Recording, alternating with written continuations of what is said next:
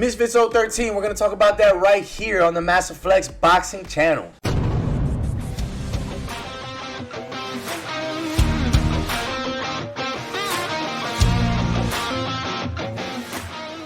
Back to the Massive Flex Boxing channel. Today we're going to talk about Misfits 013. Now, before I even start talking about this fight, I'm going to be honest with y'all, I know boxing. That's my realm. I don't really, if you've seen any of my videos, I don't really consider influencer boxing. I don't take nothing from it. I do enjoy watching it, but I consider it more WWE than anything because a lot of the skill in it is very, not even amateur at best. A lot. I'm not saying every, okay? There are a lot of guys in there that we're going to talk about today that I think are some decent boxers, all right? So today we're going to start with Baby Hulk versus Joey Knight. So Baby Hulk, he's an MMA fighter. That's very clear. He does have some MMA fights. And he's a really good MMA fighter from what I've seen. Got really good wrestling, really good ground game. His boxing is a little suspect. He throws a lot of jab overhand, kind of spams that. He kind of what he does is he throws a jab overhand to set up the single leg or the double leg. That's kind of his game. Which, you know, he's a strong guy. He does have that one punch knockout ability. I think so. But when it comes to boxing, I think the guy he's fighting in Joey Knight is levels above him when it comes to the boxing. Joey Knight, he had his Misfits debut. I don't remember which fight it was, but he fought a guy named Most Wanted, who for some reason Most Wanted lost, and now he's fighting in the main event. What?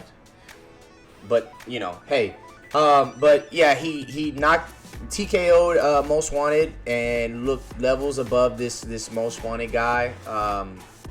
He looked horrible, to be honest, but Joey Knight looked real clean. Looked like he had some real good boxing background. I don't know if he has some amateur fights. I didn't check, but from what I saw, he looks kind of nice. Now, my prediction: I think Joey Knight outboxes the heavy puncher. I think I don't know how many rounds it's gonna be. I think I said it was 5.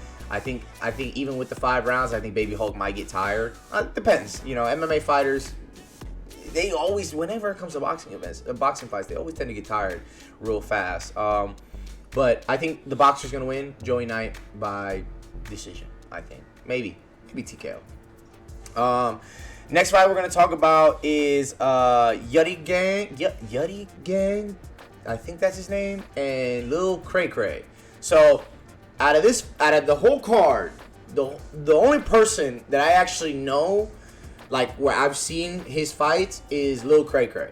Now, I might be a little biased on this one, but from what I've seen from Yuddy Gang, he had 2 fights against a guy named Uncle Pizza. The names of these influencers, man, I'm sorry. These are some horrible names. So he fought a guy named Uncle Pizza. I think the first fight ended in a draw, and then the other one he won by split decision. And Yuddy Gang seems like out of all the fighters on the card outside of Fox the G, he seems like the most experienced that have fought on the Misfits card. Yuddy Gang, he has pretty good boxing, pretty good movement. He throws combinations. You can see that there's a game plan when he fights, you know. Lil Cray Cray, I've seen this guy fight for years now. He's got an amateur record. He's got an amateur boxing background. And I thought Yuddy Gang would be tall, like decently taller than him, but they seem about decent height, you know, close to about the same height.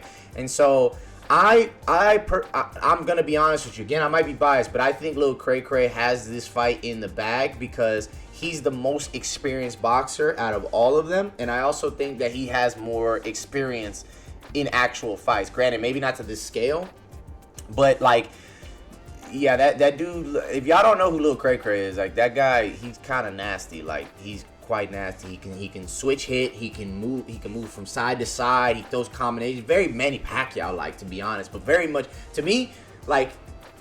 Very, very Manny Pacquiao like, to be honest. So I got to give this to Lil Cray Cray, to be honest. And I honestly think this fight ends by stoppage, because if Yuddy Gang is, you know, he fights like how he fought with the Uncle Pizza guy, I think it'll be kind of a firefight the first maybe 2 rounds. And I think that's another 5-round fight as well.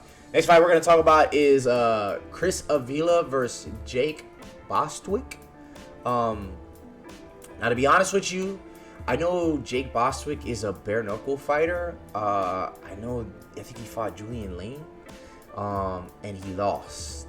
I don't remember what it was by, because I don't really watch bare knuckle. I'm gonna be honest with y'all. And Chris Avila, I think that's the guy that he fought. Again, I don't know these guys like that. My realm is boxing. You know what I mean? I know boxers. I don't really know the influence of boxers like that. But you know, we're here. We'll give some opinions. Chris Avila, he's part of like the Nate Diaz and Nick Diaz camp. Acts just like him. I think I seen one of his fights. I don't remember who he fought. But from what I saw, he fights just like the Nate Diaz, Nick Diaz guy. And Bostwick, I had to look up some clips about him. He looks real strong, real strong. Obviously, bare knuckle. You probably got like hands of cement. But I don't really know how that fight is, to be honest. I feel like maybe Avila got it. Just because if like he's part of that Nate Diaz camp, they're all a bunch of zombies, so like they take damage, you know. So I think it goes down a gas tank. I think because Bostwick has all that muscle on him, I think he's gonna gas out, and that's where Avila's gonna, stake his claim to win. But outside of that, like I don't really rate their boxing that well.